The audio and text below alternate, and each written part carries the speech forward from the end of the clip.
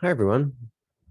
If you are listening to this, welcome to the very first episode of the Be the Vessel podcast with me, Dr. Daniel Atkins, intuitive psychologist, or whatever I decide to call myself in the moment. This will be a space for healing, for intuitive wisdom, for guidance, for the highest medicine that is meant to come through me as a vessel. Potentially making space for guests, interview style or otherwise. Though in the path, in service of the path of least resistance, I will start just by speaking, just by honoring what is meant to come through in the best way that I know how for the moment. So, for the very first topic of this podcast, as I'm guided to create, let's talk about becoming the light, amplifying the light source within you. That's language I've been guided to recently, and it may sound so fluffy and abstract and whatever, woo woo. But when you really attempt to define what we are, you find yourself at a loss of words. What? Energy, energetic material, souls, just physiological bodily processes, just brains. What about light? What if light was the medium by which God or spirit or the universe's energy is manifested? And if that light is born within us and carried within us? And what if light is ultimately what we are, and going toward the light is like a process of going home? What if? Maybe surrender to that just for this episode, just for this time. And though there certainly appears to be darkness, and earth and this life certainly seems to be about navigating light and darkness, what if darkness was simply the absence of light? As is written about in a few books I'm currently reading, namely A Course in Miracles and another one by a guy named David Hawkins. What if darkness was simply the illusion, similar to fear or the ego, like your personal identity? Things that when really inquired into don't really exist and don't come with you, so to speak, in the end. And what if only the light remains? Well, if all of those things, then maybe what we are all really here to do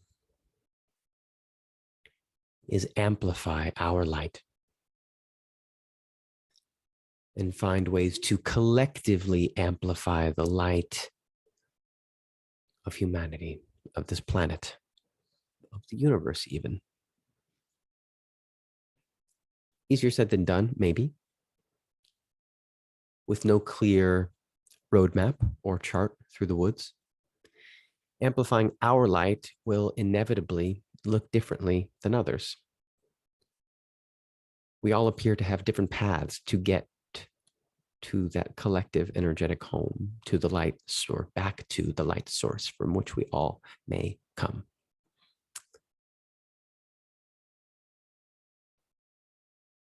So then the experience may seem confusing because In amplifying our light, and whatever that might mean to you, maybe it means amplifying your emotion energy, going toward the highest vibrational emotions that you can have and feel, and living in that place of ecstatic joy. That's certainly one of my missions.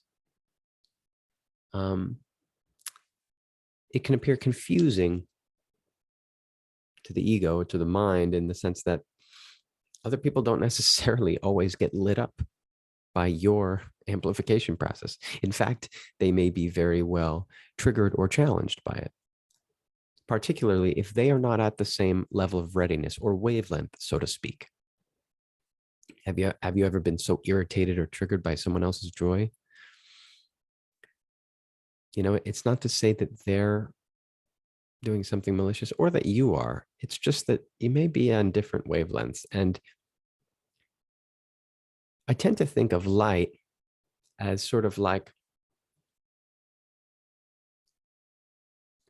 water that brings to surface all that is no longer able to resonate with where you're at. So as you amplify your light, all of the parts of you, all the emotion states, all of the limiting beliefs that cannot rise with you, that cannot rise with the tide, will show up, maybe in challenging ways, but ultimately for release and for dissipation, for elimination.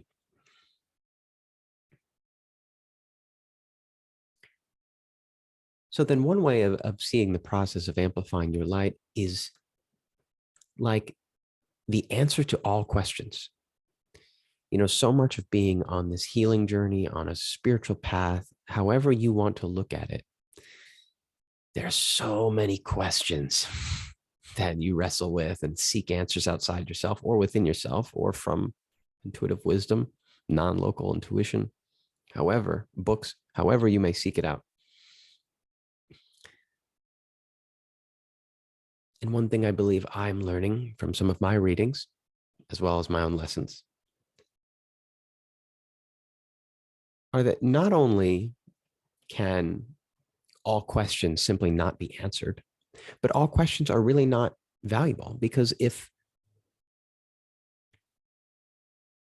just like the analogy of things that can no longer float with the rising tide, as you amplify your light, certain questions may no longer resonate. You know, you don't ask the same questions that you asked when you were 6 years old, or at least you likely don't. And some of those may be good questions. Maybe some of those are questions we should be asking now. But you likely don't, because you don't have need for them. And part of that may be because you know the answers, but another part may be because you have no need for the answers to those questions. It's kind of like when someone is really frantic and panicked, maybe in a moment of deep stress or trauma, and they have so many questions, so many confounding questions about what is happening and what is going on. And you may find yourself in that position of consoling them. And you may recognize that the answer to those, many of those questions, are not what's actually going to heal or console. So extend that out to the healing path and recognize that a lot of the questions that come to mind that may induce stress or anxiety are questions that ultimately may fall away or be resolved simply by the process of going toward of amplifying your light, of literally being in the light frequency. And I say literally, even though I know it's a very abstract thing I'm speaking to, but it's literal to me because it's become a very powerful visualization and sort of embodiment process in which I do amplify and experience sort of channeling light frequency. And it's on some level the core of what I do, even though the manifestation takes the form of words, my voice, my writing. This right now, anything I produce, in effect, I see as a showcasing of that light frequency, that something that may amplify your own or open space for your own in a way that goes beyond just the content, because content doesn't really heal. Not really. Information in the thinking mind can be valuable, and it can definitely point us in the right direction. But in my personal, radically subjective witnessing experience, the healing happens on an energetic level, on a level of you may call it light frequency, or a level of consciousness, you might say, that goes beneath just the information. You could give the same piece of information to many different people, and they may not, it won't affect them all the same. It won't heal them all the same. Information in some ways is just energetic frequency, a combination of words that elicits something in you, opens an entryway or an access point to your mind, a part of your mind you can't conceive of consciously, and allows the light in, so to speak.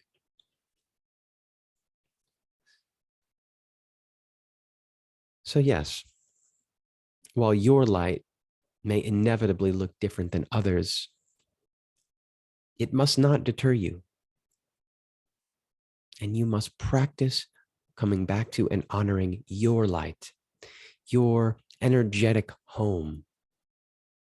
What does it feel like? Is it joyous? Is it confident? Does it provide clarity and conviction? Because all of those things will guide you true. And can the ego subtly sneak in there and become too prideful and resistant to feedback? Of course, all of those things. But a little darkness shouldn't prevent you from taking the leap.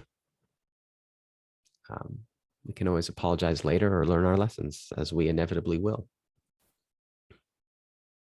But go toward it with reckless abandon. And if you haven't found it yet, if you haven't tasted it or glimpsed it, then that's where you start. Start considering that there is an energetic home for you. There is a frequency for you that lights you up, that resonates. You know, you may hear people talk about find your passion, right? Similar to that. What does passion feel like? If you've ever felt passion, maybe passionately in love, or just passionate about an experience or a topic or food or whatever, what is that sensation? Are you attributing it to another person? Are you attributing it to circumstances? Because if you are, consider that actually that's a capacity within you, just like love. It's a capacity within you that you can build. And as you build that muscle, that becomes your true north, your compass that you can go toward as you align it, as it naturally begins to find alignment with the things that are at its level, at its tide. And so then with a path of least resistance, your light, your frequency, your true north will begin to call in the people, the places, the things that are at your level of readiness. You know, the classic line, when the student is ready, the teacher appears. It's because of your level of consciousness reaching a certain point. Now we can dissect what we mean by that, but that's going to go off the rails. Just consider maybe it's a light frequency.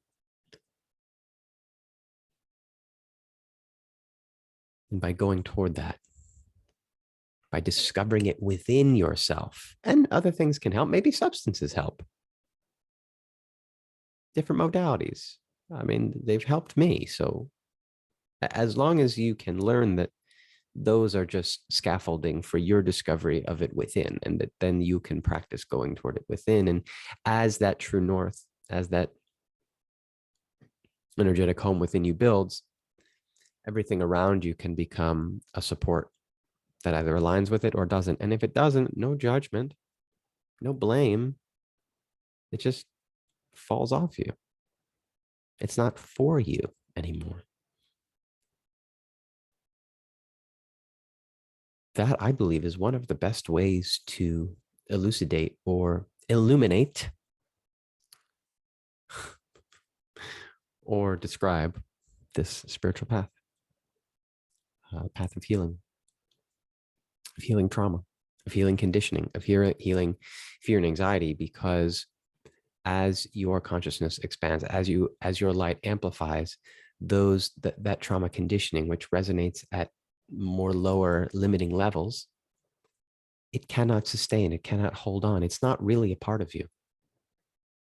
There's so much language in the traditional clinical fields around being traumatized and what it's like to be that victim. And I'm not saying to avoid or disavow or minimize the experience of that, but it's at some point, if you want to expand, you are invited to let go of those ideas of who you are. Are you really a traumatized person?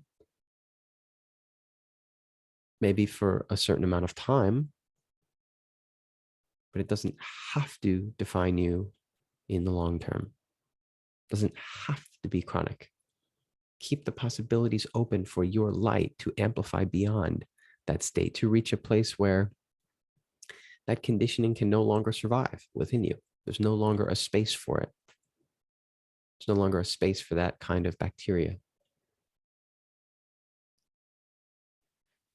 And that can apply literally to the immune system, the nervous system, the rewiring, blockages. So again, in a time and space where there are so many avenues to healing, so many levels to speak to it on, a level of neuroscience, a level of brain and body connection, the nervous system, a level of more traditional psychological processes, emotional dynamics and conflicts, early life trauma, relationships with family members,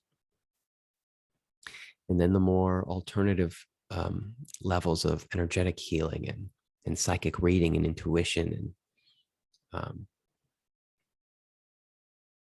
clairvoyance and all kinds of things, more body-based work and breath work and meditation and then lifestyle like food and exercise. I mean, you can just be inundated with it all.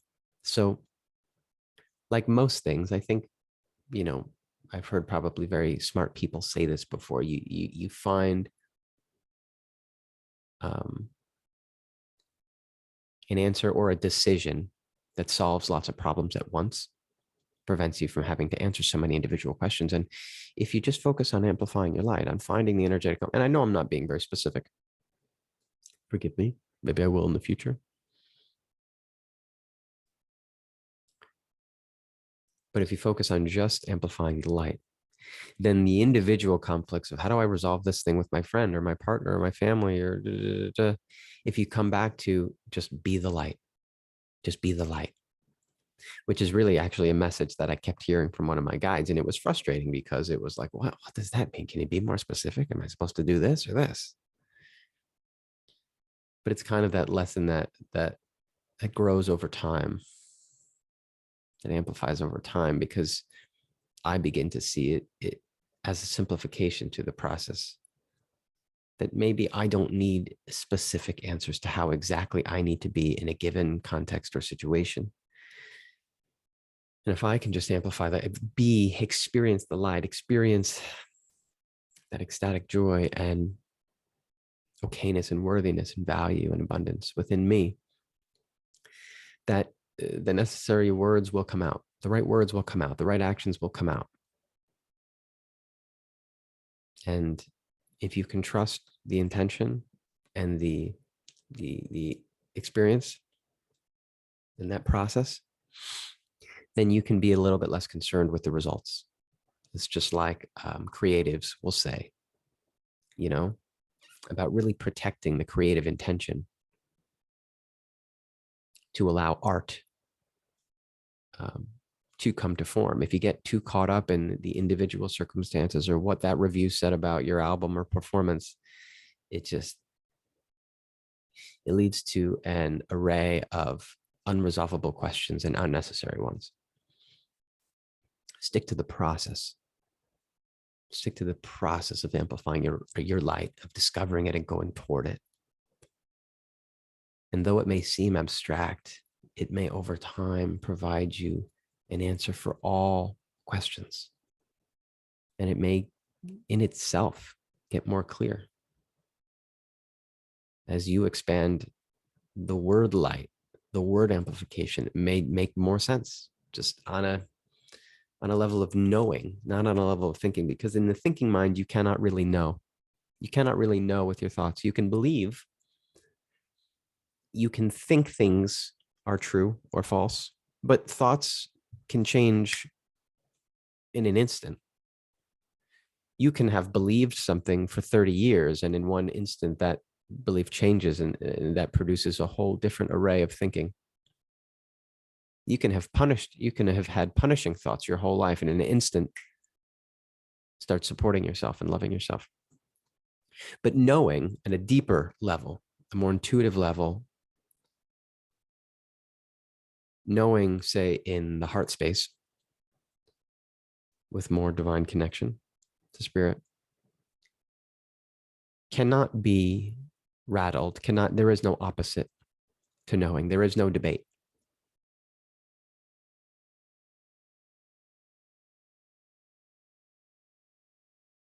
Knowing that that love is of the highest order. There's no opposite to that. There's no challenge to that. But it's not something I can convince you of. There's no, see, because that's, once you get into positionalities and convincing, then you're just in thinking. It can only come through radically subjective witnessing experience. It's the only way to know on this level. So it must come from you. The knowing must come from you, and it must come from your own process of amplifying the light.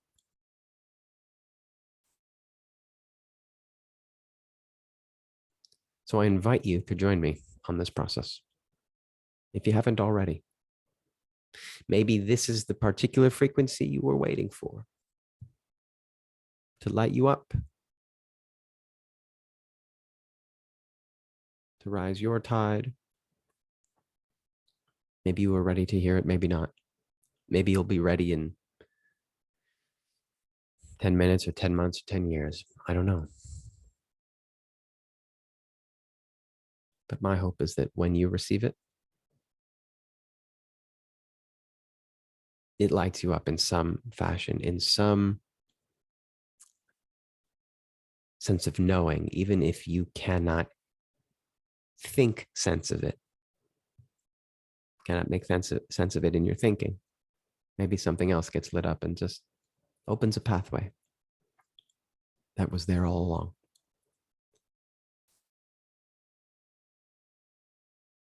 So that feels like a natural conclusion to this first episode, or whatever this may be, a vessel for the light. Thank you for listening. May this be an invitation, a gift, a medicine, and a light for all who need it.